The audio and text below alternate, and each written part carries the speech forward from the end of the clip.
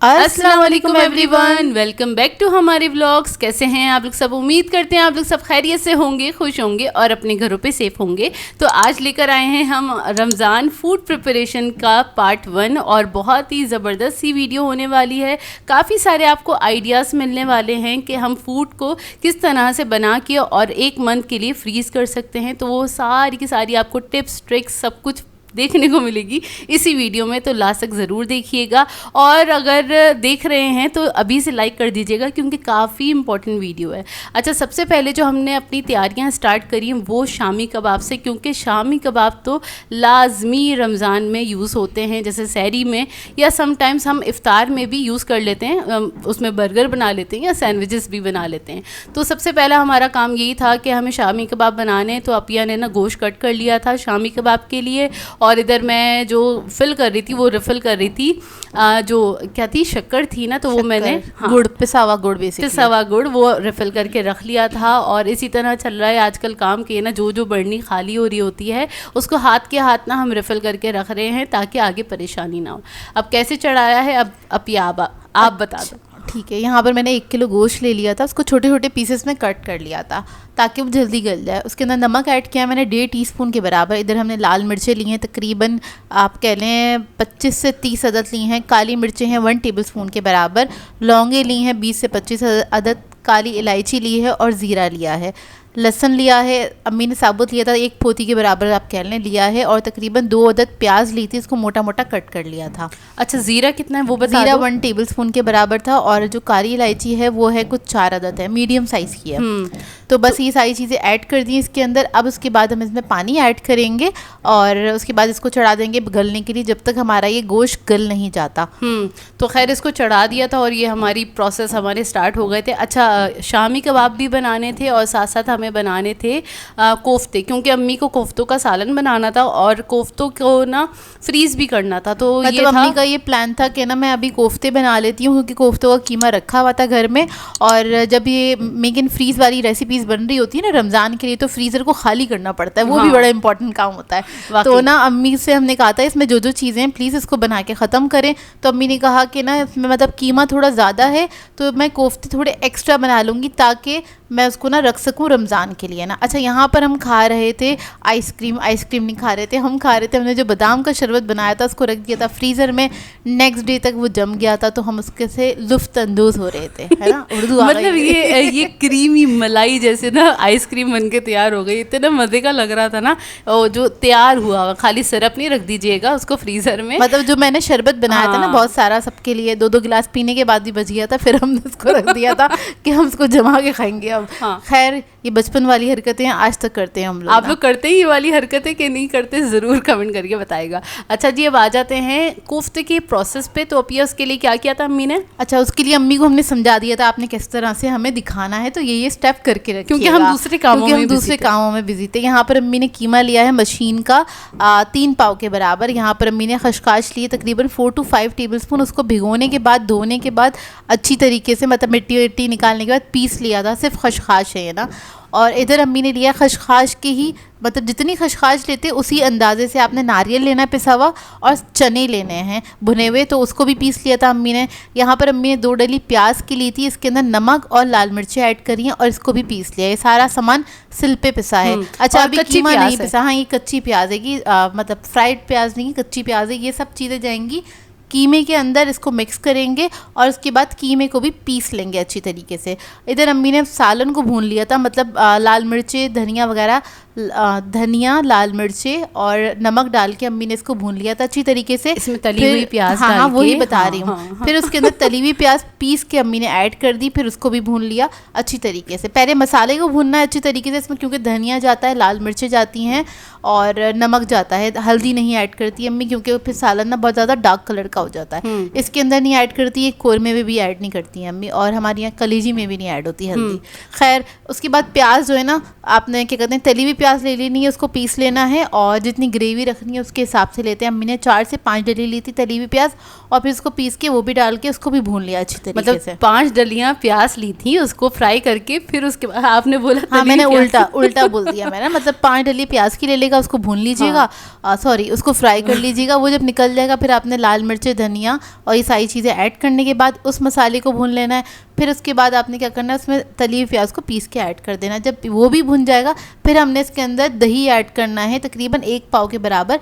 1 पाव में से हमने 2 टेबलस्पून बचा लिया था, क्योंकि अम्मी जो कोफ्ते हैं ना उसको कोट करती हैं दही के अंदर फिर ऐड करती हैं। इससे क्या होता है, कोफ्ते जो है ना जूसी बन के तैयार होते हैं, अंदर तक इसके ना जूसेस रहते हैं और सॉफ्ट और टेंडर बनते हैं। असल में वो जो कोफ्ते हैं ना तो वो ना लॉक हो जाते हैं, मतलब वो पूरा ना, एक तो उनका शेप भी खराब नहीं होता, कर लेते हैं हाँ शेप भी खराब नहीं होता, उनका मॉइस्चर वहीं पे लॉक हो जाता है। तो ना जैसे ही आप तोड़ेंगे ना तो वो बहुत ही अच्छे जूसी वाले कोफ्ते बन के तैयार होते हैं। अब ये जो कीमा है, नहीं कीमा है नहीं, हाँ ये कीमा है, हाँ, सॉरी जिसमें अम्मी ने सारी चीज़ें ऐड करके इसको पीस लिया था। इस दौरान हम और दूसरे काम कर रहे थे, क्योंकि जाहिर सी बात है आपको बहुत सारी रेसिपीज़ देनी है, तो उनकी रिकॉर्डिंग चल रही थी, तो इस वजह से हम इस पर बहुत ज़्यादा ध्यान नहीं दे सके। लेकिन हमने सोचा था शेयर ज़रूर करेंगे आप लोगों के साथ, ताकि अगर कोफ्ते वगैरह बना के आप लोग रखना चाहते हैं तो रख सकते हैं, उससे आसानी हो जाएगी ताकि आप ग्रेवी बना सकें। अच्छा, अब इसके अंदर क्या गया था, इसमें अम्मी ऐड करती हैं ढेर सारी अदरक, तकरीबन आधा कप के बराबर, और बिल्कुल बारीक चॉप की हुई। अम्मी ने चॉप करी थी थोड़ी सी, मैंने भी चॉप करी थी, मुझे बड़ी कोफ्त आती है इतनी बारीक बारीक। असल में अम्मी ने वो हाथ से काटती हैं, हम चॉपिंग बोर्ड पर रख के काटते हैं, तो खैर मैंने अम्मी वाले स्टाइल में काटी थी, इसलिए थोड़ी कोफ्त आ रही थी। उसमें हरी मिर्ची भी चली गई थी, इसको मिक्स कर लिया था, और इसमें गया था हरा धनिया, इसके अलावा गया था गरम मसाला। ठीक है, वो हमने रिकॉर्ड नहीं करा, आप ऐड कर दीजिएगा।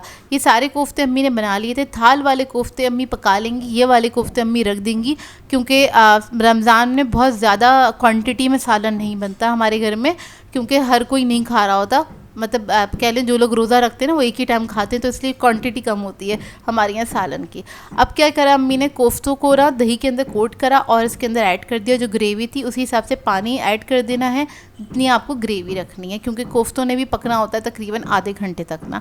और 3 आपको बड़े बड़े कोफ्ते दिख रहे होंगे, तो वो है नरगिसी कोफ्ते। तो हमारे यहाँ हमेशा 3 से 4 नरगिसी कोफ्ते लाजमी बनते हैं, क्योंकि खाए जाते हैं और अच्छे भी लग रहे होते हैं। तो खैर हमारा ये सालन तो रेडी हो गया था, मज़ेदार सा कोफ्ते का सालन। और आई होप आपको शॉर्टकट वाली तरीके से रेसिपी समझ में आ गई हो। अगर समझ में नहीं आई हो तो ना आप ये के चैनल पे जाके देख लीजिएगा, nargisi kofta by tasty food Maria आप लिखेंगे तो उसमें आपको डिटेल रेसिपी मिल जाएगी।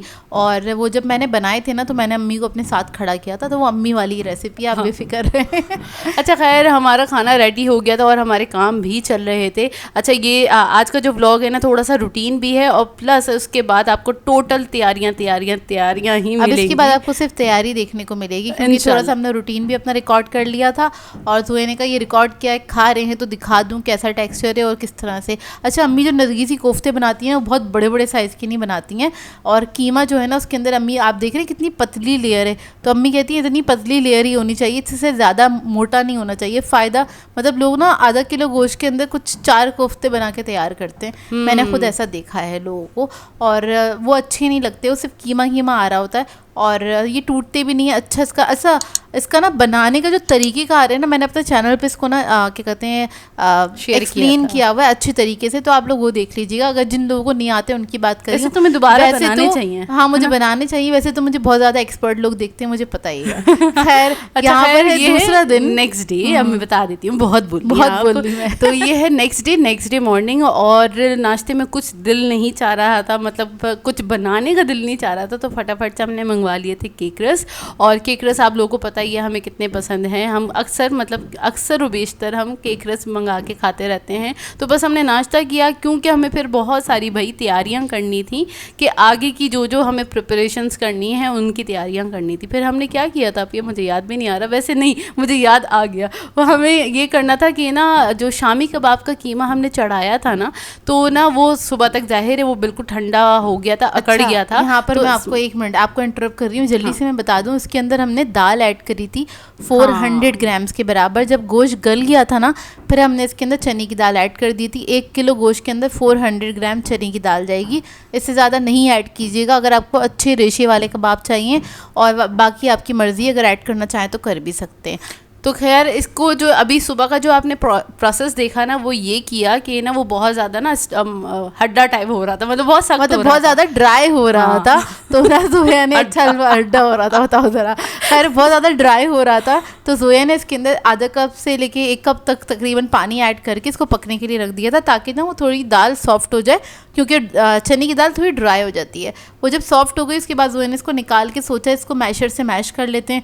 फिर हमें याद आया हमारे पास एक लकड़ी वाला टूल भी है जिससे लस्सी वगैरह बनती है, उससे भी मैश किया जा सकता है। मंदाना कहते हैं, I think so, Mandani, I think so, मुझे नहीं पता, ये हमारे घर में कभी इस्तेमाल नहीं हुई, ये मैं पहली बार लेकर आई थी और ये पहली बार इस्तेमाल हो रही थी। अच्छा खैर, इससे हमने ना मैश करने की कोशिश करी, इससे दाल और जो रेशा निकल रहा था ना बड़ा ज़बरदस्त निकल रहा था। लेकिन अम्मी ने कहा बेटा मैंने इसके अंदर साबुत गरम मसाला ऐड किया हुआ है, तो वो तो तुम पीस नहीं सकती ना इससे, मतलब काली मिर्चें और इलायची वगैरह ऐड की हुई है, तो वो तो नहीं पिसेगा, ना ही ज़ीरा पिसेगा ना, तो मुझे ना एक बार इसको ना पीसने दो ना। तो मैंने कहा चलें आप एक हाथ मार लें जाके ना उस पे सिल के ऊपर। लेकिन इस बार ये हुआ, हमने इस तरह से पीस दिया था ना, तो अम्मी को ना सिल पे बहुत ज़्यादा मेहनत नहीं करनी मतलब पड़ी। एक ही बार में ना वन गो में ना डन हो गया था सारा कीमा ना, पूरा का पूरा पिस के तैयार हो गया था। और उसके बाद फिर हम थोड़ी देर के लिए बैठ गए थे कि ना हम थोड़ा सा रिलैक्स करें, तो ना हम अपनी फेवरेट वाली चॉकलेट खा रहे थे, जो कि अपिया लेकर आई। पता है आप लोगों को, पता है अपिया लेकर आई। मैं चॉकलेट्स नहीं खरीदती हूँ, ये सिर्फ जोया और निहाल खरीदते हैं हमारे घर में चॉकलेट्स, या फिर मैं कभी खरीदती हुई आपको नजर आऊँ तो इन लोगों ने कहा हुआ होगा तभी मैं खरीद रही हूँ, मैं खुद से नहीं खरीदती कभी भी। तो खैर ये क्या कहते हैं, ये लोग ख़रीद रहे थे अपने लिए चॉकलेट्स, तो मैंने सोचा यार मैं भी ख़रीद लेती हूँ। अच्छा मुझे ना डार्क चॉकलेट ज़्यादा अच्छी लगती है, जिसमें थोड़ा ना बिटर टेस्ट आना चाहिए। चॉकलेट वही होती है, मिल्क चॉकलेट हाँ खा लेते हैं, लेकिन वो मुझे इतनी पसंद नहीं आती। ये वाली चॉकलेट बेस्ट है मेरे लिए, तो ये मैं लेकर आई थी, तो मेरी चॉकलेट में भी ये लोग सारे घुस गए, फिर मुझे इनको देनी पड़ी तोड़ तोड़ के। नहीं, शेयरिंग इज केयरिंग। देखिए मिल बांट के खाने में जो मज़ा है ना, हाँ। जो मोहब्बतें बांटते, आय हाय हाय हाय, वाह वाह, मतलब खा भी रहे थे। और निहाल ने तो कहा, निहाल अच्छा ये वाला फ्लेवर फर्स्ट टाइम खाया था, तो कह रहा है ये थोड़ी सी अजीब सी है। मैंने कहा तो फिर खा क्यों रहे हो, लेकिन फिर भी खाई उसने ना, बताओ ज़रा। अच्छा जी, अब आ जाते हैं हम, जो बहुत मोस्ट इम्पॉर्टेंट थिंग बनती है वो है हमारा चाट मसाला, दही बड़ो वाला मसाला। उसके लिए क्या किया था, 1 टीस्पून अपिया ने ऑयल ऐड कर दिया है पैन में, और इसमें तकरीबन 1.5 कप के बराबर, 1.5 कप के बराबर हाँ। लाल मिर्चें। अच्छा ऑयल इसलिए ऐड करा है, अम्मी करवाती हैं ऑयल ऐड, नहीं तो आप इसको ड्राई भी रोस्ट कर सकते हैं। ऑयल अम्मी इसलिए ऐड करवाती हैं कि जब मसाला पिसता है ना तो फिर वो उड़ता नहीं है, जैसे कि मोस्टली आप देखें ना मसाला, चाट मसाला पाउडर फॉर्म में होता है, वो उड़ता है ना, ये ना थोड़ा सा भारी हो जाता है ऑयल की वजह से ना, उससे ये उड़ता भी नहीं है बहुत ज़्यादा ना, तो और ज़रा सही भी रहता है, तो इसलिए अम्मी ऐड करवाती हैं। यहाँ पर हम लाल मिर्चों को इतना फ्राई करेंगे जिस टाइप का आपको कलर चाहिए, मैंने ब्लैक नहीं होने दिया था, लेकिन अच्छे से फ्राई कर दिया था। अब उसके बाद हमने क्या करना है, हमें चाहिए होगा ज़ीरा। अच्छा ज़ीरे का ये हिसाब है कि अगर आपने 1/3 कप धनिया लिया है तो आपने 1/4 कप ज़ीरा लेना है, ये वाला हिसाब चलता है। मतलब अम्मी कहती हैं 1/3 हिस्सा ले लो धनिया साबुत और 1 हिस्सा ले लो उसका क्या कहते हैं ज़ीरे का, तो ये तकरीबन 1 कप के बराबर आप इस तरह से हिसाब लगा सकते हैं इसका। तो खैर इसको भी भून लेना, उसी पैन में भून लेना, ऑयल नहीं ऐड किया था, बस उसी पैन में भून लिया था। अब इसको हमने रख दिया ठंडा करने के लिए, जब ये ठंडा हो जाएगा उसके बाद हम इसको पीसेंगे। और इसके बाद फिर मेरे ख्याल से अम्मी बैठ गई थी शामी कबाब बनाने के लिए, क्योंकि शामी कबाब की भी और मैंने चावल रेडी किए अच्छी खासी थी, नहीं हाँ सॉरी चावल रेडी कर लिए थे, तो दोपहर का मेरा दिल नहीं चाह रहा था रोटी खाने का, तो मैंने कहा अम्मी मैं चावल ऐड कर लूँ, तो अम्मी ने कहा चलो तुम चावल ऐड कर लो। तो मैंने यहाँ पर ना पुलाव की तरह ना कोफ्तों में चावल वगैरह ऐड कर लिए थे, और बहुत दिन हो गए थे घर में मैंने चावल नहीं खाए थे, इस वजह से मैंने ऐड कर दिया। अभी तो खाए थे, ये बस ऐसे रीजन है तुम्हारा? नहीं अभी नहीं खाए थे, मेरा दिल चाह रहा था। हाँ ये वाले नहीं खाए थे ना।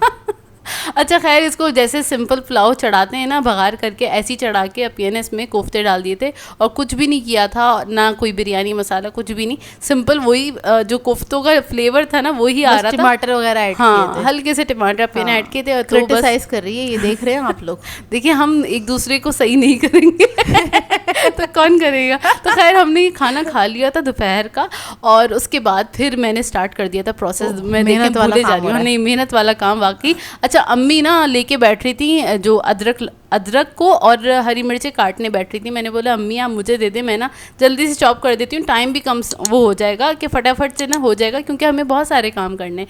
अच्छा खैर, इसके लिए अदरक कितनी ली थी अपिया? अदरक ली थी तकरीबन आप कह लें, अम्मी ने 2 बड़े पीस लिए थे। मैं टेबल स्पून में बताऊं तो 5 to 6 टेबल स्पून के बराबर, क्योंकि इधर हम 1 किलो के हिसाब से बना रहे थे। और हरी मिर्ची ली थी 10 से 12 अदद, उसको बारीक बारीक चॉप कर लिया था। उसके बाद हमने हरा धनिया और पुदीना लिया था 1-1 गड्डी के बराबर, वो सारा कट करके हमने वो ऐड कर दिया इसके अंदर। 1 अदद अंडा गया है और इसके अंदर तकरीबन आधा कप के बराबर चावल का आटा गया है। चावल का आटा इसलिए ऐड करते हैं कि हमारे जो कबाब हैं वो जब हम फ्राई करें ना तो क्रिस्पी वाले कबाब फ्राई हों और बहुत सुनहरा सा कलर भी आता है, बहुत अच्छे बन के तैयार मतलब होते हम लोग ना अंडा लगा के फ्राई नहीं करते, बगैर अंडे के अगर आपने फ्राई करने और क्रिस्पी पसंद है, मतलब आप जब चावल का आटा ऐड कर देते हैं ना तो बहुत क्रिस्पी बनते हैं और उसको आप डीप फ्राई भी कर सकते हैं, कबाबों को अच्छे बन के तैयार होते हैं। अच्छा वहाँ पे हो गया था, अम्मी का प्रोसेस स्टार्ट हो गया था, मतलब अम्मी शामी कबाब बनाने के लिए बैठ गई थी उसको मिक्स करके, और हम तीनों कोई ना कोई काम कर रहे थे। हाँ, सही है, मैं इधर लेमन को स्क्वीज कर रही थी क्योंकि इसको हमें फ्रीज करना था। इसके अलावा जोया को हमने लगाया था चटनी के कामों में। मैंने कहा भाई चटनी वगैरह पहले से बना के रख दो, लास्ट मोमेंट पे नहीं बन रही होती हैं चटनियाँ ना, तो फिर मतलब और दूसरे काम हो रहे होते हैं तो चटनी ऐसा होता है कि क्या ज़रूरत है बनाने की ना, तो हमने कहा हम पहले से बना के रख लेते हैं। तो अच्छा खैर लेमन को स्क्वीज़ कर लिया था, मतलब उसका जूस निकाल लिया था, और इसके लिए ये वाली ट्रे ले ली थी जिसमें छोटे वाले क्यूब होते हैं ना, तो बहुत अच्छा ये लोकल ट्रे ना हम लेकर आए थे खुद खरीद के, और लोकल मार्केट से लेकर आए थे, मतलब सस्ती वाली ट्रे नहीं होती वो, क्योंकि हमने इसको फ्रीज़र में रखना था और फ्रीज़र में रखने के बाद ना ट्रेओं की हालत बहुत बुरी हो जाती है जब आप उसमें चटनियाँ या इस टाइप की चीज़ें फ्रीज़ करते हैं। अच्छा अब यहाँ बना रही है चटनी बना रही हूँ हरी वाली, तो उसके लिए मैंने तकरीबन 20 अदद मैंने हरी मिर्चें ली हैं, 10 अदद बारीक पतली वाली, 10 अदद मोटी वाली। अब इसमें तकरीबन गया है हरा धनिया पुदीना 1.5 कप के बराबर, दोनों मिलाकर 1.5 कप के बराबर ले लिया है। इसमें मेरे ख्याल से जाएगा, मेरे ख्याल से नहीं, 2 टेबलस्पून मैंने ऐड किया था ज़ीरा, साबुत ज़ीरा। इसमें 1 टीस्पून नमक जाएगा, थोड़ा सा इसमें लेमन जूस जाएगा, मतलब 1 लेमन का जूस चला जाएगा, और इसमें आधा लेमन का स्लाइस जाएगा, यानी छिलके समेत, मतलब छिलके समेत जाएगा। अच्छा छिलके समेत हम इसलिए ऐड करते हैं, एक तो ये चटनी बहुत हाजिम बन के तैयार होती है, हाजमा अच्छा करेगी। इसके अलावा इसका कलर ख़राब नहीं होगा, आप इसको 3 महीने 6 महीने के लिए भी रख दें तब भी इसका कलर नहीं ख़राब होता, जब लेमन का छिलका इसके साथ पिस जाता है। दूसरा इसकी खुशबू बहुत अच्छी आती है, मज़ेदार सी खुशबू आती है। तो खैर इसमें ये प्रोसेस कर लेना है। अच्छा ये जो चटनी, ये वाही चटनी है हमारे घर में पूरे साल होती है, क्योंकि ये वाली चटनी रायता बनाना हो या कोई भी सालन में, जैसे आपको ग्रीन चटनी की ज़रूरत हो तो हम इसका 1 क्यूब ऐड कर देते हैं। टिक्का वगैरह जैसे हम बना रहे होते हैं ना, वाइट टिक्का या ग्रीन टिक्का बना रहे हैं हम, और हमें मतलब चटनी हरी मिर्ची वगैरह सबका पेस्ट चाहिए, तो फिर हम क्या करते हैं ये वाला क्यूब ऐड कर देते हैं, तो ये बिल्कुल सही रहता है उसके लिए ना। तो आप ये भी कर सकते हैं, और मतलब आलू का भुर्ता बना रहे हैं उसमें ऐड कर दें, पराठे शराठे बनाने के लिए, मतलब कुछ भी कर सकते हैं, बहुत सारे तरीके हैं इसको इस्तेमाल करने के। तो ये तो खैर पूरे साल रहती है। अच्छा हम क्या करते हैं, हम इस चटनी को ना थोड़ा थिक बना के तैयार करते हैं, हम इसको बहुत ज़्यादा रनी नहीं रखते। मतलब इस जितनी क्वांटिटी है इसकी 2 ट्रे भी बन सकती थी, लेकिन इसको हमने एक ही ट्रे में फ्रीज़ किया ताकि एक ही क्यूब निकले, और पूरे मतलब 1 पाव दही के अंदर 1 क्यूब इनफ होता है हमारे लिए। हाँ, 1 से 2 क्यूब ना। इसमें बहुत मामूली सा मैंने पानी डाला है, आपने देखा जैसे 1/4 कप के बराबर मैंने पानी ऐड किया है, और ये हमारी चटनी पिस जाएगी। अच्छी देर तक पीसीएगा ताकि जो लेमन का जो छिलका है ना अच्छे तरीके से पिस जाए, और इसके बाद इसको कोई सी भी ट्रे में निकाल के इसको फ्रीज़ कर सकते हैं। आइस क्यूब ट्रे ले लीजिएगा, या फिर ना वो लंबी वाली नहीं होती है, आइस क्यूब ट्रे ही होती है वो भी, जो जिसमें सिलेंडर वाले बने, वो भी तो रखी हुई है मैंने, यूज़ नहीं करी। चलो अभी करेंगे। हाँ खैर इसको मैंने रख दिया था, इसको इस तरह से इवन ज़रूर कर लिया करें, उससे ये होता है जो इसकी मार्किंग होती है ना, तो वो जब क्लियर होती है ना तो आपको क्यूब निकालने में आसानी हो जाती है। अगर वो उबड़ा खुबड़ा रख देंगे ना तो फिर ये होगा कि ना आप 1 क्यूब निकाल रहे हैं, दूसरा भी टूट के बाहर आ रहा है, तो फिर वो बड़ी परेशानी हो रही होती है। अच्छा थोड़ी सी चटनी बच गई थी तो उसको हमने एक छोटी प्याली में करके ऐसे ही फ्रीज़र में रख दिया था, और ट्रे ऐसी रख दी थी। अब बना रही हूँ मैं टमाटर की चटनी। उसके लिए 3 अदद टमाटर ले लिए थे, उसमें 2 चम्मच मैंने ऐड किया है ज़ीरा, और कुटी हुई लाल मिर्च ऐड की है 1 टेबलस्पून के बराबर, तो ये ऐड हो गई है। इसमें जाएंगी 20 अदद मैंने हरी मिर्चें ले ली थी, पतली वाली 10 और मोटी वाली 10, सही है। और उसके बाद इसमें जाएगा 2 टेबलस्पून के बराबर इमली का पल्प, गाढ़ा गाढ़ा ऐड किया है मैंने। और इसमें पानी नहीं ऐड होगा, बिल्कुल भी नहीं किया मैंने पानी ऐड, क्योंकि टमाटर खुद इतना जूसी होता है, उसमें खुद इतना पानी का कंटेंट होता है, तो उसमें ना पानी डालने की बिल्कुल भी ज़रूरत नहीं है। अब इसमें जाएगा तकरीबन 1.5 कप से ज़्यादा ही मैंने हरा धनिया पुदीना ऐड किया था। अच्छा हाँ, नमक भी ऐड किया था 1 टीस्पून के बराबर। और हरा धनिया पुदीना ऐड करने के बाद मैं इसे चली गई थी पीसने के लिए, लेकिन हाँ सॉरी मैं ना भूल गई, ये लेमन जूस भी मैंने ऐड किया था। और हाँ, आधा लेमन डाला था जोया ने। हाँ बस, क्योंकि ना देखिए इसमें ना बहुत मज़ेदार, बहुत खट्टी वाली ना ये चटनी बन के तैयार होती है। ये ना मंदी राइस के साथ इतने मज़े की लगती है चटनी, पुलाव के साथ बहुत मज़ेदार लगती है। जो ना देगी पुलाव होता है मसाले वाला ना, उसके साथ बहुत अच्छी लगती है ये वाली चटनी।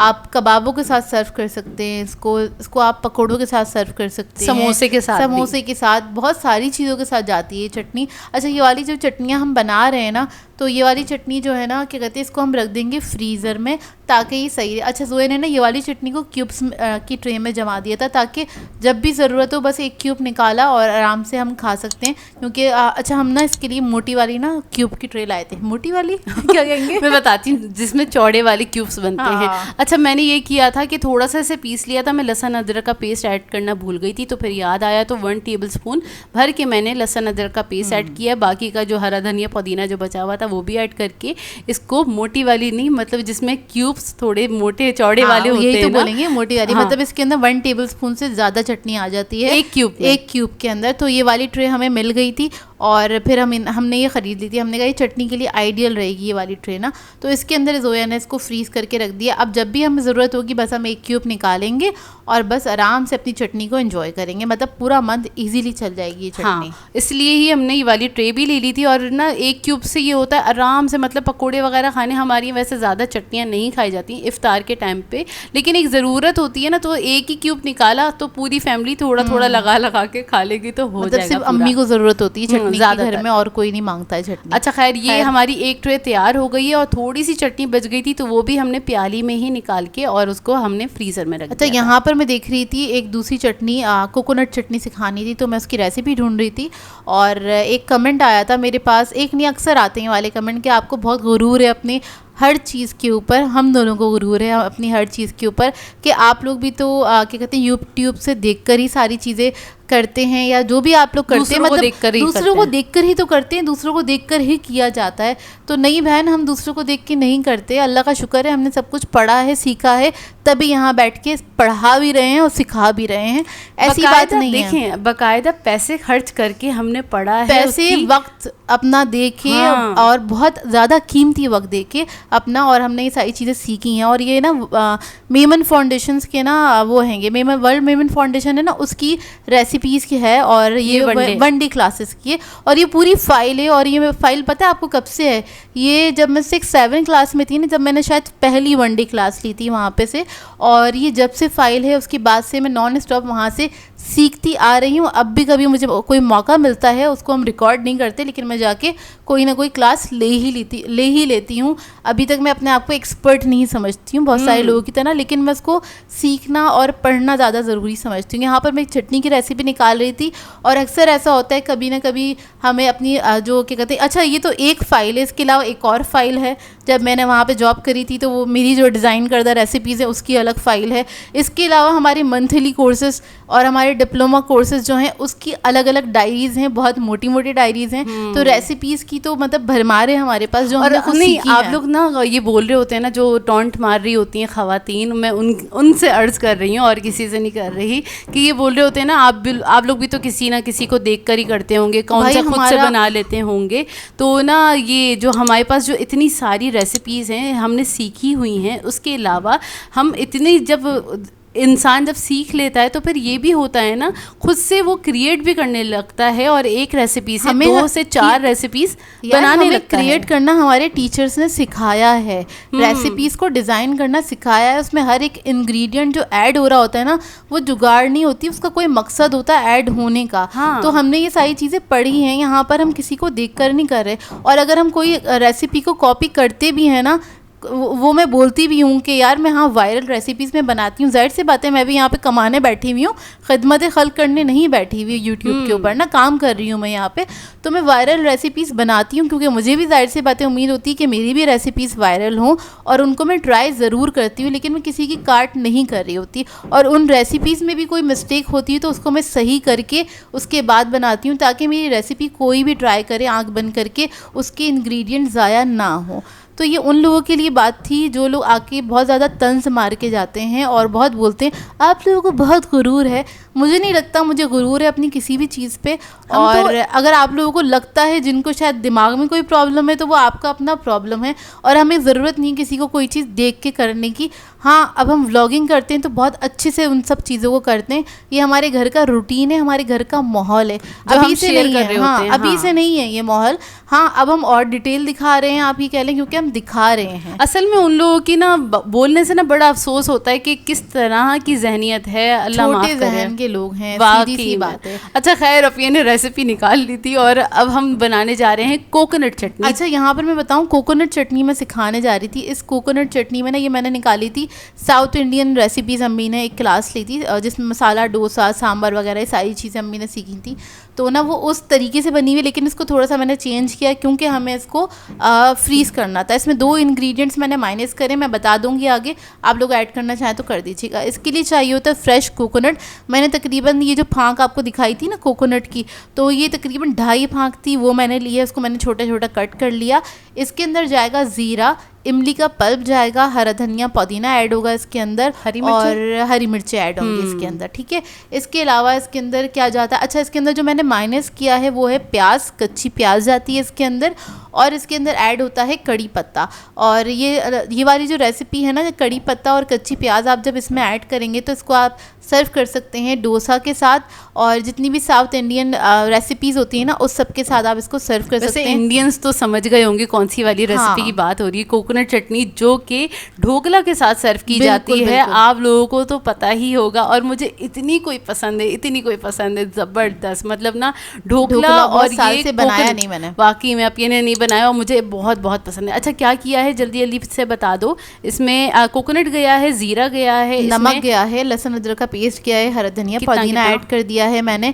हरा धनिया पुदीना 1 कप के बराबर है, लहसुन अदरक का पेस्ट है इसमें तकरीबन 1 टेबलस्पून, और इसके अंदर इमली का पल्प चला जाएगा, और थोड़ा सा पानी ऐड करेंगे क्योंकि कोकोनट ना फूलता है जब हम उसको पीसते हैं ना, तो उसमें थोड़ा पानी थोड़ा ज़्यादा ही जाएगा, ठीक है। अच्छा, इसको मुझे फ्रीज़ करना था, इस वजह से मैंने इसके अंदर कच्ची प्याज नहीं ऐड करी, और कड़ी पत्ता मेरे पास था, लेकिन ये कड़ी पत्ता मैंने इसलिए नहीं ऐड करा क्योंकि एक वो ना उसको एक अलग आप कह लें उसका जायका हो जाता, जो कि बहुत क्या कहेंगे स्पेसिफिक चीज़ों के साथ सर्व किया जाता है, तो इस वजह से मैंने वो नहीं ऐड किया। तो आप इस तरह से भी बना सकते हैं। तो ये जो चटनी बन के तैयार हुई, अच्छा हरी मिर्चें भी ऐड की हैं, हरी मिर्चें तकरीबन 10 से 12 होंगी, ज़्यादा मैंने ना मतलब छोटी वाली भी ली थी, बारीक वाली भी और मोटी वाली भी ली थी, हरी मिर्ची दोनों मिक्स करके ऐड की थी, क्योंकि हम लोग थोड़ा सा स्पाइसी खाते हैं यार। इसका कलर और इसका जायका ऐसा होता है, जबरदस्त होता है, मतलब जरूर बनाइएगा। ये वाली चटनी ऐसी बन के तैयार होती है कि ना आप लोग खाएंगे ना तो ना ये आधी चटनी तो एक टाइम पे ख़त्म कर लेंगे, क्योंकि ये ना थोड़ी ब्लेंड होती है। ये मतलब ना बहुत ज़्यादा तीखी नहीं लगती, बहुत ज़्यादा तेज नहीं लगती, क्योंकि इसमें कोकोनट ऐड हुआ हुआ है ना। इसका कलर, इसकी रंगत, हल्की सी मिठास भी होती है कोकोनट की वजह से, और मज़े की, खैर बहुत मज़े की लगती है। जोया कल जब ये बनाई थी ना, जोया ने ऐसी खानी स्टार्ट हो गई थी जोया, मैंने कहा बहन रख दो इसको, हमने ना रमज़ान के लिए बनाया तो खैर इसको बॉक्स को मैंने बंद करा, इसको फ्रीज़ कर दिया। हाँ, इसको डायरेक्ट हमने बॉक्स में ही निकाल लिया था, क्योंकि फिर ट्रे से बहुत ज़्यादा जगह गिर रही थी। हमने बोला जब इसको ये फ्रीज़ हो जाएगी, हमें जब भी ज़रूरत होगी ना, तो हम क्या करेंगे, नाइफ़ से ना कट करेंगे और इसको निकाल लेंगे जितनी भी हमें क्वांटिटी की ज़रूरत होगी। तो ये भी एक तरीक़ेकार है। अगर आप ट्रे में नहीं सेव करना चाहते तो इसी तरह एयर टाइट बॉक्स में करके भी चटनियों को रख सकते हैं। जब आपका दिल चाहे, जितनी आपकी क्वांटिटी का दिल चाहे उतनी आपने, मतलब जितना आपने खाना है उतना निकालें और इसको एंजॉय करें। यहाँ पर अम्मी जल्दी जल्दी बना रही हैं, जल्दी जल्दी नहीं बना रही, फॉरवर्ड किया हुआ जो है ना, अम्मी इधर बना रही है शामी कबाब। और शामी कबाब के लिए भी असल में ये वाली चीज़ें हमने पहले इसलिए बना ली क्योंकि इनके लिए जगह बहुत ज़्यादा चाहिए होती है आपको फ्रिज के अंदर, और हमारे घर में एक ही फ्रिज है, फ्रीज़र नहीं है हमारे घर में, तो उसी में हमें एडजस्ट हाँ उसी हिसाब से फिर हम लोग चीज़ें बनाते हैं। ऐसे इसलिए हम बहुत पहले से सब चीज़ें नहीं बना के रखते क्योंकि इन सब चीज़ों के लिए बहुत ज़्यादा स्पेस चाहिए होती है। अच्छा इसको ना रखने के लिए क्या किया है, जो दूध वाली थैली होती है उसको मैंने कट कर लिया था, उसे बिछाया, उसके बाद ये 3 लेयर्स लगा दी हैं शामी कबाब की, ताकि ना ये आराम से फ्रीज़र में ना ये ट्रे चली जाए। जब ये पूरे जम जाएंगे ना तो हम क्या करेंगे, एक एक करके सारे शामी कबाब निकालेंगे ट्रे में से और उसको शॉपर में करके रख देंगे या किसी छोटे बॉक्स में करके रख देंगे ताकि सारे वो सही भी रहें और हमारी ज़्यादा जगह भी ना घिरे। अच्छा फिर ये हम दिखा रहे थे, हम ले आए हैं भाई शॉपर हमारे, और ये हमारे जिपलॉक बैग लेकर आ गए हैं, और ये हमने ली थी होलसेल शॉप से जहाँ पे किलो के हिसाब से ये शॉपर्स मिल जाते हैं या जिपलॉक बैग मिल जाते हैं, मतलब सारे शॉपर्स मिलते हैं वहाँ पे ना। तो ये हमने लिए हैं, जिपलॉक बैग मिले थे 300 रुपये किलो के हिसाब से, 300 रुपये पाव के हिसाब से, सॉरी 300 रुपये पाव के हिसाब से, और जो दूसरे दूध वाले शॉपर हैं वो 200 रुपये पाव के हिसाब से दिए थे। यार एक पाव में तकरीबन 2 दर्जन के बराबर बड़े वाले शॉपर्स जो जिपलॉक बैग हैं वो चढ़ गए थे। तो ये ज़्यादा अच्छा है, ब्रांडेड पे मत जाएं, लोकल पे चले जाएं, हाँ, पैसे बचाएं। नहीं ना वाकई में ये फिर वेस्ट हो जाते हैं और रीयूज़ होने में ज़्यादा नहीं आते, जो खराब कभी हम कर भी लेते हैं रीयूज़, जो बहुत ज़्यादा गंदे नहीं हुए होते उसको हम कर भी लेते हैं रीयूज़, लेकिन हर बार नहीं किया जा सकता। अच्छा खैर यहाँ पर मसाला पिस रहा था तो जोया ने सारा मसाला ब्लेंडर में ऐड कर दिया।